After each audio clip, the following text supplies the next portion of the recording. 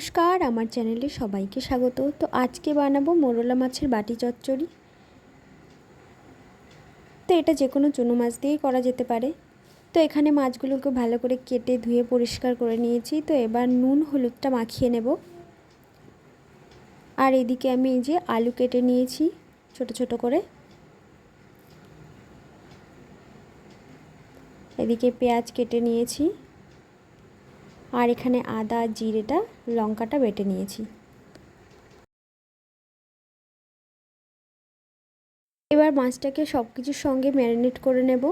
তো এখানে নিয়ে নিয়েছি পেঁয়াজ কুচি আর আলু, টমেটো, লঙ্কা, বাটা মশলা, নুন, হলুদ, মাছ দিয়ে সব কিছু একসঙ্গে ভালো করে মাখিয়ে 10 মিনিট রেস্টে রেখে দেব। এই পর্যায়ে এসে আপনারা সর্ষের তেলটাও অ্যাড করতে পারেন এর মধ্যে। তো আমি এখন সর্ষের তেলটা দেব না, আমি সর্ষের তেলটা একটু গরম করে নিয়ে দেব যাতে তেলের কাঁচা গন্ধটা না থাকে। আর যারা আলু খেতে পছন্দ করেন না তারা আলুটাকে এখানে বাদ দিতে পারেন। আর মশলাপাতি যা আছে সব একই রেখে শুধু আলুটা বাদ দিয়ে মশলা দিয়ে মাখিয়ে নিলেই হবে। তো আলু দিয়ে মশলা দিয়ে ভালো করে মাখিয়ে নিয়েছি। এবার নুন হলুদ মাখানো মাছটা দিয়ে আলতো হাতে এটা মাখিয়ে নেব। তো এটা দিয়ে খুব বেশি মাখানো যাবে না। তো এদিকে মাখানো হয়ে গিয়েছে, এবার এটাকে আমি কিছুক্ষণ ঢাকা দিয়ে রেখে দেব।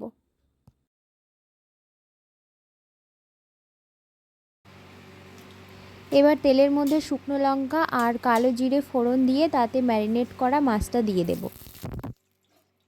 তো মাছের এই রেসিপিটা কলার পাতাতেও করা যায়। তো সেম পদ্ধতি, শুধু কলার পাতাতে একটু তেল লাগিয়ে নিতে হবে, নিয়ে তার উপরে মাছটাকে দিয়ে অল্প আঁচে ঢাকা দিয়ে দিয়ে রান্না করতে হবে।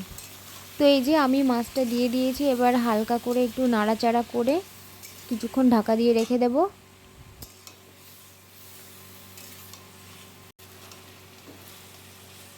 তো মিনিট 2 নাড়াচাড়া করে নিলাম।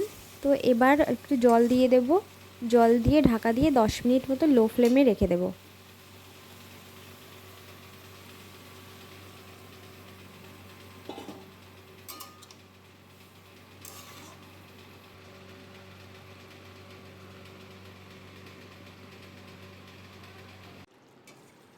তো 10 মিনিট পর এই যে ঢাকাটা খুলে একটু নাড়াচাড়া করে নেব। এখনও আলু ভালো করে সেদ্ধ হয়নি, তো এটাকে আবারও ঢাকা দিয়ে রেখে দেব। আর এটা সম্পূর্ণ লো ফ্লেমে রেখেই রান্নাটা করতে হবে। আবারও কিছুক্ষণ ঢাকা দিয়ে যে ঢাকাটা খুলে নিয়ে আর একটু নাড়াচাড়া করে নেব আর দেখে নেব আলুটা সেদ্ধ হয়েছে কি না। তো এই যে দেখুন আলুটা ভালো করে সেদ্ধ হয়ে গিয়েছে। তো আর একটু সামান্য ঝোলটা কমাবো আমি। তো আর একটুখানি ঢাকা দিয়ে এটাকে রেখে দেব কিছুক্ষণ। আর আজকের রেসিপিটা কেমন লাগলো অবশ্যই কমেন্ট করে জানাবেন। তো এদিকে মাছের চচ্চড়িটা একদম রেডি হয়ে গিয়েছে। তো এই পর্যায়ে আপনারা গরম মশলাও দিতে পারেন, আমি গরম মশলাটা এখানে ব্যবহার করিনি। আর মাছের এই বাটি চচ্চড়িটা গরম ভাতের সঙ্গে খেতে কিন্তু অসাধারণ লাগে। আর এটা দেখতে যতটা লোভনীয় হয়েছে ঠিক ততটাই টেস্ট হয়েছিল এর। আর আজকের ভিডিওটা যদি ভালো লাগে একটা লাইক করে দেবেন। তো আজকের ভিডিওটা এখানেই শেষ করছি, দেখা হচ্ছে পরের ভিডিওতে। ততক্ষণ ভালো থাকুন, সুস্থ থাকুন।